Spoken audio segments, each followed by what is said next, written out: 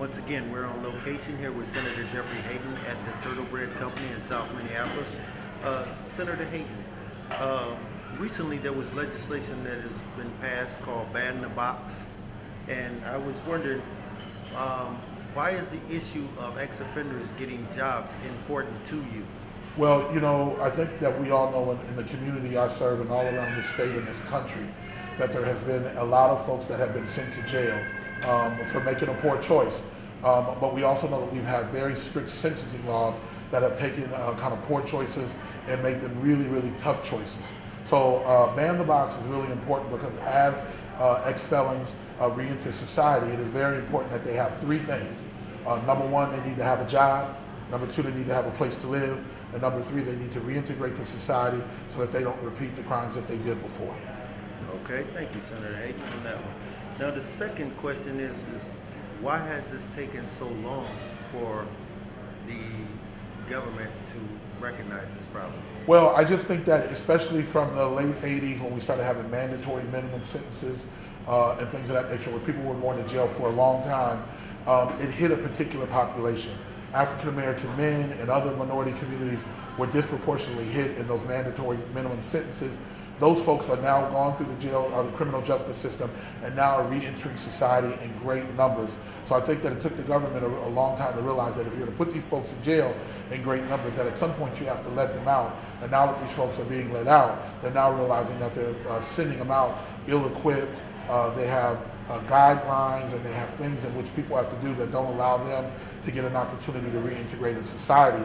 So I think Ban the Box and reentry legislation and a good look from government to take a look at what should we do with those folks is very important so that they become not now as a burden to society where we're clothing, feeding them, making sure that they have their guarding them, that now they reintegrate in society where they're paying their way, they're paying taxes, and that they're reintegrating with their families and taking care of them.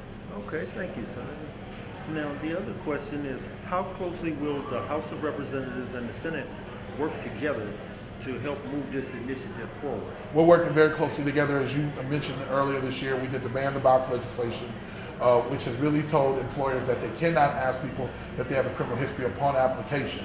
That's something that they might be able to ask later, but we're hoping that allows more people who are ex-felons and folks that have been in the criminal justice system to get an opportunity to talk about who they are and what they should be doing. So the House and Senate, the Minnesota House and Senate is very, very dedicated, along with the governor, in making positive public policy that allows people to reintegrate into society. Okay, thank you. I know recently I had drafted up what I call my own form of public policy that I maybe could present to the senators. Right. Okay. Yeah. And what do you feel could be done to better assist ex-offenders following their release from incarceration? Well, I think that it starts while they're in incarceration. First of all, I think that the laws that send people are a little too tough, that we need to take a look at our laws to make sure that the punishment fits the crime. But indeed, when someone does make a mistake and they do have to go into the criminal justice system, I think we need to start immediately doing assessments to figure out what are the issues that drove the person to do that. We know a disproportionate amount of people in the criminal justice system are addicted to drugs. We know a disproportionate amount of people have a mental health condition. We know a disproportionate amount of people are undereducated. And so I would start by following up on their mental health status, their chemical health status, and give them the skills that they need so that when they then re-enter the society, they have some of those things taken care of and they're ready to work and they're ready to reintegrate with their families. And then in addition to that, we need to continue to fund reentry programs that then allow a soft landing and a transition into the community along with support group and networks so that the folks don't go back to their old crowd. They have a new crowd that's ready to move forward and be productive members of society. Okay. Well, see, I guess really the question I was wanting an answer to had to deal with what are probation officers. Does the state have anything to do with what probation officers are required to do as far as maybe getting out in the community and talking with potential employers on behalf of the people coming out under their charge? Well, I think probation officers by statute are those probation or parole officers are there to supervise ex-offenders as they re-enter society, either on parole or on probation. And so their number one job has always been a more public safety. It has been to keep track of the probationers or the parolees to make sure that they're doing that they're following the conditions of their probation.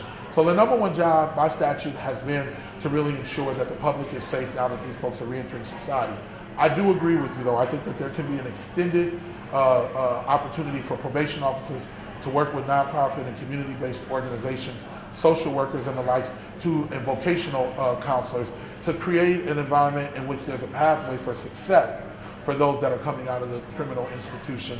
I think that that is really important for their transition, and I think that a collaborative model that is starting to emerge is really important. But I would like to say, and I don't want people to be misinformed, that probation officers' number one job is public safety, to ensure that the parolee or the probationer is following the terms of their condition of their release that's given to them by a judge.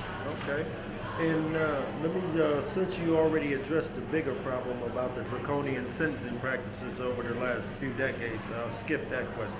But how can ban the box legislation benefit the state of Minnesota? Well, ban the box legislation is really the first of a long conversation that we should be having. But the first thing that it does is it starts to send a signal from the business community, from those that have been incarcerated, those families that are dealing with, which is to say, we accept you as a whole person again. Now we want to get to know you. We want to get to know your skill set and your potential before we start looking into your past. You know, your past is really important and we can't run from that. But if you own up to your past and paid your debt to society and have atoned for your wrongs, then we think that you should get a second, third, or fourth chance. So the ban the box conversation and legislation really is an opportunity to allow us to come together as a business community, as a government, and as community as a whole, to really come together to start having this conversation about how do we reintegrate those that have been in the criminal justice system, how do we reintegrate them into society so that they're fully participating, tax-paying members of society. And ban the box is just the first thing that we should do. You know, we're going to look at expungement practices, we're going to look at our sentencing practices, we're going to look at trying to figure out a pipeline that takes us from out of prison and reintegrate society so people can reintegrate with their families, so that we can slow the steady path to prison that a lot of people in our communities have seen. Okay. Sounds like the state has a lot on this plate right now. And, you know, yeah, absolutely. But you know, it's a really important thing. And as our demographics change and the baby boomers start to age, we're going to need more and more workers. We're going to need every single person to be employed and to be participating in this society. And we think that holding people in prison and having them work inside of the prison complex is not a productive way for us to do it. It is not cost effective, and it takes away from the taxpayers. And I'm really thinking it is important to have safe communities and safe streets and an integrated community, and I think those that have made a mistake and paid their debt to society should be able to have an opportunity to reintegrate and then to be a functioning and active participant in their community. Okay, really appreciate your response.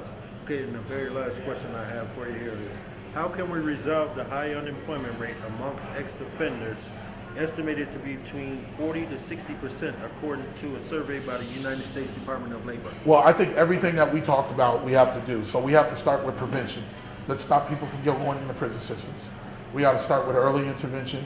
Let's look at the laws that people are being charged for, make sure that they're appropriate, and then use as many diversion opportunities as we can to keep young people out of prison.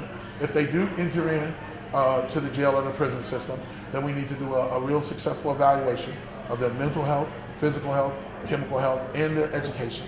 And then we need to develop a plan for the offender while they're in incarceration to address those issues, so when they're ready to be released, they have those things taken care of. And then we need to create a pipeline and a pathway for success, do reentry programs, ensuring support mechanisms, and then getting those folks to employers so that they can get back to work and take care of their families. Okay. Now, have you had any contact with the Better Futures of Minnesota organization? I have. Yep. I've worked closely with the Better Futures organization since their inception. I've helped to I've talked to them. I've known the kind of frameworkers, the folks, the founders of that organization are longtime friends of mine, and they have a good model. And we need to take models like that and others, and we need to really institutionalize those and make sure that people have those opportunities. And the network, or the Better Futures, or what used to be called the Network for Better Futures, really has a foundation, which is what? Let's find you a place to live. Let's develop an enterprise. You have to find your place to work. And let's get you a new set of friends and a new group of people who want to do better work. And then let's get together and let's work through our problems. Let's figure out what your mental, chemical, and physical health issues are, and let's get you on the pathway to prosperity. So I think that those types of organizations that have a focus with those types of individuals, including our women in our society, is kind of the model in which we need to go. Okay, then. Thank you, son. I appreciate your time. Thank you so much, man. I really appreciate it. Thank you for all your hard work. All right. All right. All right.